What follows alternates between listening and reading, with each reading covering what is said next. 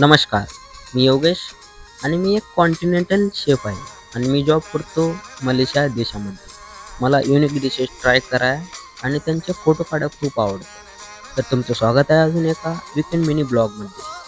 बाहेरचं वातावरण असं झालं होतं जणू काय आकाशाने पांढरे कपडेच घातलेत आज. इतकं निसर्गरम्य वातावरण झालं होतं. तसेच आज मी आलो होतो जिम लावण्यासाठी. इकडे स्पा आणि जिम एकत्रच असतात. जिमचं लोकेशन वगैरे एक नंबर होतं, परंतु ड्युटी टायमिंग आणि जिमचं टायमिंग मॅच होतं का नाही हे मला माहीत नाही.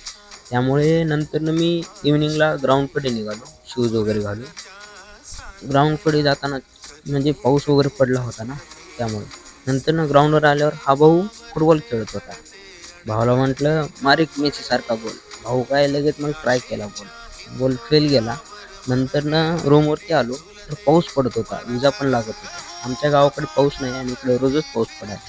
त्यानंतर बल्लू बदमाशसोबत खेळत बसलो होतो. हा माझा मित्र त्याला चावायला शिकवत होता. त्यातल्या त्यात मी म्हटलो, "ये माकड तोंडाच्या, ये चालू हो जाएगा ना सपाट हो जाएगा, हट बाजू में." बल्लू बदमाश बोला, "हाँ तूने सही किया." नंतरनं इकडं आलो होतो नाईटला मित्रांसोबत बाहेर. तर इकडं एक आर्ट म्हणजे पेंटिंग वगैरे केलेली होती. जणू काय मी जिल्हा परिषद शाळेमध्ये आलो असं. नंतर आम्हाला रॉमेन पाहिजे होते. रॉमेन मीन्स एक नूडल्स टाईपमध्ये.